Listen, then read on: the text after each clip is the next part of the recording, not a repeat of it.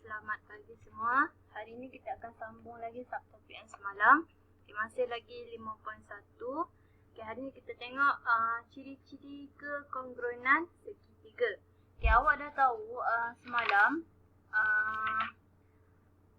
kongruen adalah mempunyai ukuran yang sama panjang, sisi sepadan dan sudut sepadan. Tapi kalau untuk segitiga, kita tidak boleh bergantung kepada dua ciri tersebut. Dia ada ciri yang spesifik lah. Jadi di sini kita akan tengok sifat kekongruenan segitiga ada 6 sifat semua. Jadi kita akan tengok lebih terperinci satu persatu. Jadi sebelum tu untuk sifat kekongruenan kita akan gunakan shortcut dalam bahasa Inggeris lah. Jadi S untuk adalah side. Jadi A adalah untuk angle. Angle ini adalah sudut side itu adalah dia punya sisi. Jadi kita tengok yang pertama adalah SSS. Jadi side. Jadi side. Ini adalah side. Ini adalah side. Pastikan adalah yang sepadan Kalau yang ni adalah PR dengan AC side. Yang kedua kita tengok adalah SAS. Itu side angle side. Jadi saya bermula dengan AC lah. Jadi side. Ini angle. Ini adalah side. Sama juga yang sepadan dengan dia. Side angle. Ini adalah side.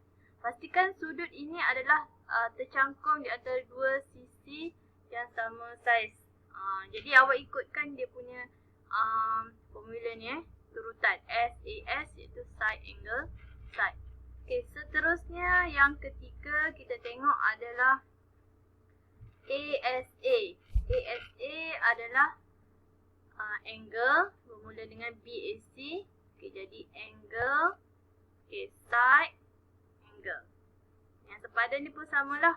BAC akan sama dengan sudut QPR. Angle side ni adalah angle. Sifat yang ketiga, yang keempat.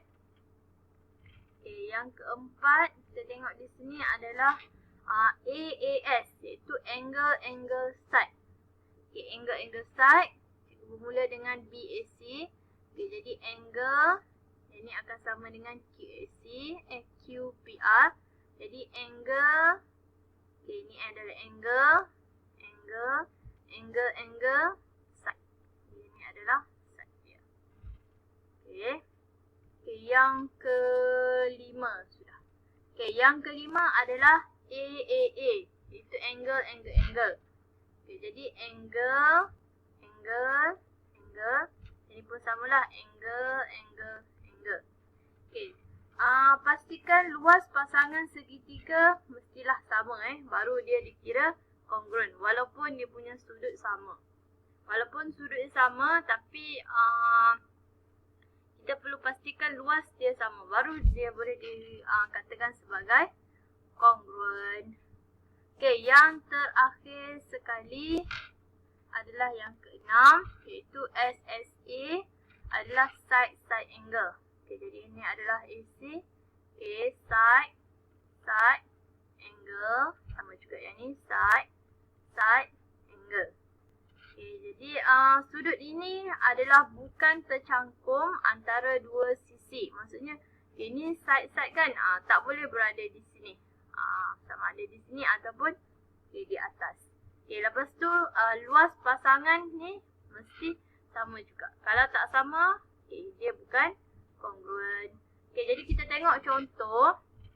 Contoh yang ni adalah kita nak tentukan sama ada setiap pasangan segitiga ini adalah memenuhi sifat kongruen ataupun tidak. Sebelum tu awak dalam buku teks ni ada silap sudut. Bukan SSS ni. Ini adalah A. Ini baru betul angle. Jadi kita tengok yang pertama. Ini adalah tengok sisi sepadan dia adalah sama kan. Kalau kita tengok pada sifat ini adalah S A dia memenuhi sifat. Okey, tetapi awak tengok, okey, sisi yang ni, okey, saya katakan ini adalah AB, okey, cikgu tulis CD.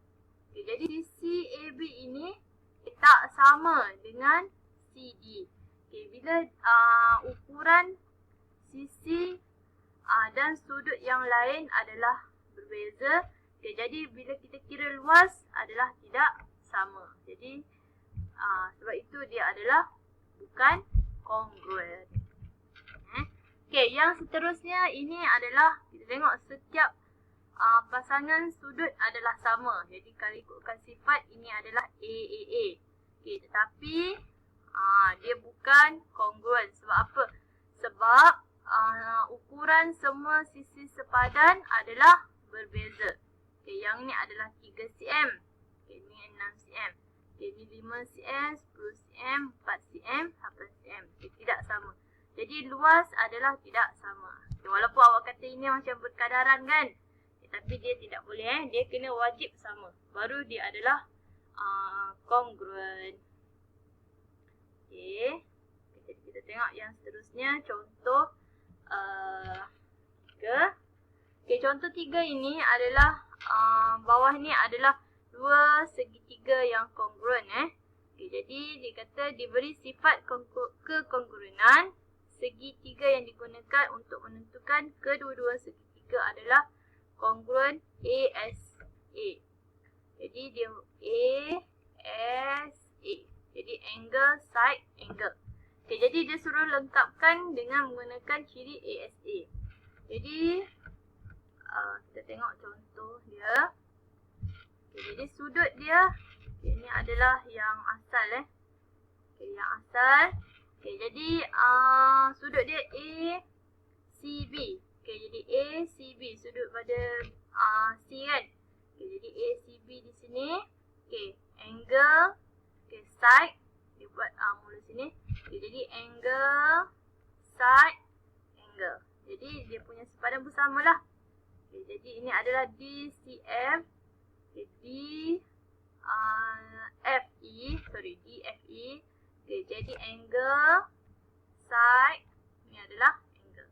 Okay, pastikan cari yang sepadan. Okay, ataupun kita ada pilihan. Yang satu lagi adalah sudut yang sama. Iaitu ACB. Okay, ACB angle. Tapi dia side dia adalah sebelah sini. Jadi angle, side, angle. Yang sepadan dia pun samalah. Sudut dia adalah masih lagi di sini. Apa ni? DFE. Okay, angle. Okay, side dia adalah angle. Pastikan yang sepadan lah. Okay. Okay, jadi kita tengok contoh yang keempat. Okay, contoh yang keempat adalah contoh yang terakhir lah. Okay, jadi contoh yang keempat ini adalah apa ni soalan dia? Okay, diberi lagi satu segitiga KLM. Okay, jadi kita ada satu lagi segitiga KLM. Okay, mempunyai bentuk dan saiz yang sama dengan segitiga EFG. Jadi maksudnya dia adalah kongruen lah. Okay, jadi dia kata nyatakan sifat-sifat kekongruenan segitiga yang digunakan untuk menentukan kedua-dua segitiga adalah kongruen. Okay, sekiranya berdasarkan yang ni. Okay, jadi kita tengok. Okay, yang pertama adalah sudut EGF. Okay, jadi EGF ini adalah sudut kan. Okay, kalau sudut adalah apa? Angle. Okay, yang ni pun adalah sudut angle. Ini adalah sisi. Jadi dia memenuhi dia punya sifat adalah AAS. Angle, side. Jadi ni adalah nyatakan sifat lah. Jadi diberi dua sudut sepadan dan satu sisi sepadan yang bukan di antara kedua-dua sudut. Oleh itu, sifat kekongruenan segitiga adalah AAS. Dia memenuhi sifat kekongruenan lah. Okey, yang kedua adalah kita tengok di sini semua ini adalah sisi kan. Okay, kalau sisi kita dah tahu adalah SSS. Jadi sisi yang pertama adalah EG. Okay, side dia sepadan dengan KM. Okay, side. Okay, yang kedua adalah FG. Okay, sepadan dengan LM. Okay, yang ketiga adalah EF sepadan dengan KL. Jadi diberi 3 sisi sepadan. Jadi itu sifat kekongruenan adalah sisi-sisi, iaitu side. Okay, yang ketiga ini adalah kita tengok adalah EF. Saya tulis baliklah. Okay, EF sama dengan KL. Jadi EF ni, EF sama dengan KL adalah side.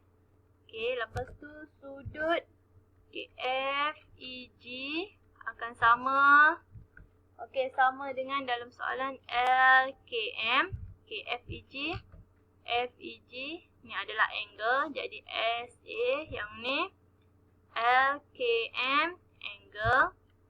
Okay, satu lagi dia beri ciri dia adalah KEG sama dengan sisi EG sama dengan sisi KM. Jadi EG ni adalah side, KM adalah side sama. Jadi SAS. Jadi diberi 2 sisi sepadan. Okay, yang tadi kita kena pasti. Dan 1 sudut sepadan tercangkum. Okay, maksudnya tercangkum tu di antara 2 sisi tadilah. Okay, jadi itu adalah dikenali sebagai SAS. Itu sahaja untuk hari ini. Sekian, terima kasih.